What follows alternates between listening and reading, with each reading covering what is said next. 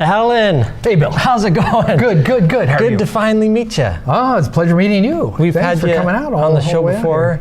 It's nice to meet the man, meet the legend, and see the hands that create all these cool things. Oh, well, thank you. Thank you for coming out here. Yeah. Looking forward to it. So I want to learn more about you. We've kind of learned about you on the show before, but I want to learn about some of your stories, what you do. I've heard some of your stories. You have great stories, but I want to learn about your career and how you got into this. And then let's go around and talk about each piece and kind of showcase each one. Actually, enjoyed science fiction and fantasy films since I was a little kid. Some of my early favorites were The Day the Earth Stood Still and Jason and the Argonauts. And I really got interested in that, and then I saw a copy of, I think it was either the third or fourth copy of Famous Monsters of Filmland, and I was hooked from that point. In the city I grew up in, Tucson, Arizona, there was a local kind of Elvira show where they'd show horror movies and the old Frankenstein and werewolf movies. It was called Dr. Scar's 9 O'Clock Chiller. And the guy who played Dr. Scar, he was really good. It wasn't a comedy like you see with Elvira. It was very dark comedy. Oh. And this guy was as good as Boris Karloff or any of the real scary old motion picture actors. And everyone knew him. He was very famous, but no one knew who he was. They would always have a question mark at the end of the show, and Dr. Scar played by, and they'd have a question mark. Oh. And so no one knew. So one day I was now in high school. They had a open house for Dr. Scar on Halloween. And I had already started sculpting and making masks and things at this time. So I thought, well, this is my chance. I'm going to go to K-Gun TV. This is in Tucson, Arizona. It's the ABC affiliate. And I'm going to meet Dr. Scar. I'm going to show him these great pictures. And he's going to want me, going to hire me right away to, work. And this is going to be my rocket to the stars. Yeah. So went there, and there was like about 100 other people there for the live shoot. And Dr. Scar came in, and he always came to the studio in costume, in makeup, and it was very hush-hush on the studio. No one supposedly knew who he was. And so I go like, how am I going to meet this guy? I mean, they're shooting the show, I'm watching intently, as they're shooting this. And at the end, they brought out some cake and some punch, and everyone's talking. So I had my little portfolio under my arm and forced my way through the crowd to, Dr. Scar, I've watched you since I was a kid, blah, blah, blah.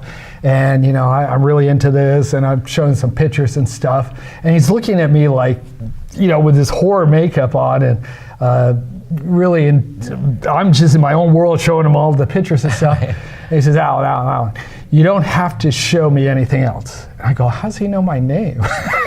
He says, you were always a good scout. Oh. And I go like, who are you? He was my old scoutmaster, Jack Jacobson, who was also the executive producer for K-Gun TV. Oh, wow. And didn't recognize him in the makeup. Oh, no, there's no way. If you saw a picture of him and a picture of him, in makeup, no one would know in a million years who he really was. And so he says, yeah, if, you got some nice stuff here, you can bring it by, maybe we can use some of it and stuff. So I kind of called myself an apprentice. And that was my first, real job at a real television studio doing something. I was, it was just interning, but I learned the ropes. And from there I went to KZAZ television, channel 11. Wow. That was a new television station, independent station that was opening up. I got my first movie that I did, and it was an off-the-cuff thing. I used to frequent this hobby shop, Tucson Train and Hobby, which was been there for years and years. 3 brothers ran it. And at the time I was building scale models. It was the height of the space program. I was building scale models of rocket gantries and stuff. And these were large, 3, 4, 5 feet tall gantries, all out of balsa wood, very intricate.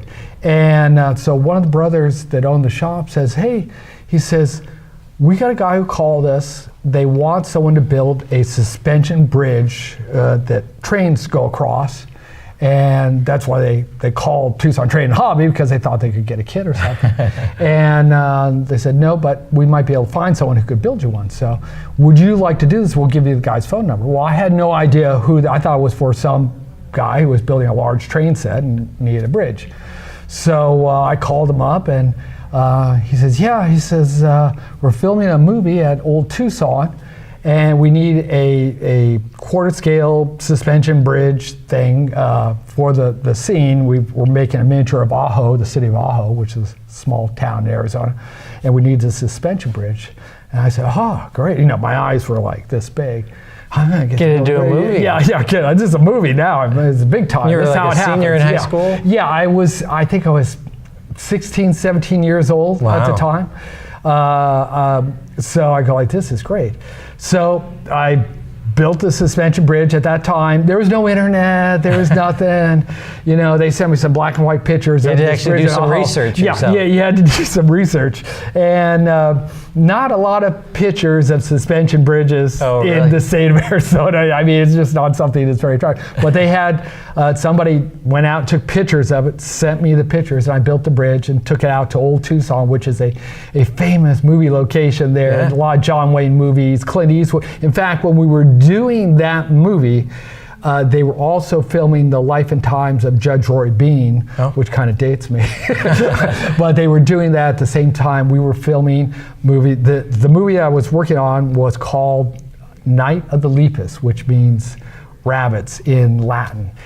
With Stuart Whitman and Janet Leigh, Jamie Lee Curtis's mom. DeForest Kelley was also in the film, Bones from Star Trek. He had a role in the film. The film was about giant radioactive rabbits that are attacking the city and cannibalizing people. So the climactic scene is the rabbits coming across the bridge. They lure them across the bridge, and the bridge is electrified and gets rid of the rabbits.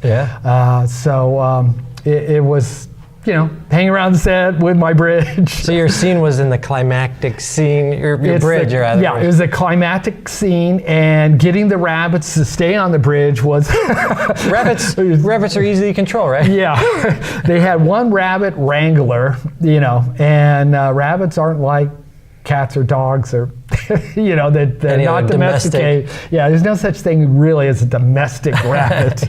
And so they had a hard time getting them to go on the bridge and getting them to stay on the bridge once they got on the bridge. They wanted to jump off into the surrounding, you know, set. This was shot outside on the back lot of Old Tucson. It was fun. That was my first film, and you know, I've been doing stuff ever since. So Allan, from radioactive rabbits to radioactive spiders, you're dealing with Marvel and Sony and all these different studios. That's just like a sprinkle on what you have done. Can we go take a look at some of these other pieces you've done? Absolutely. That's what we're here for. Let's go take a look at this one first.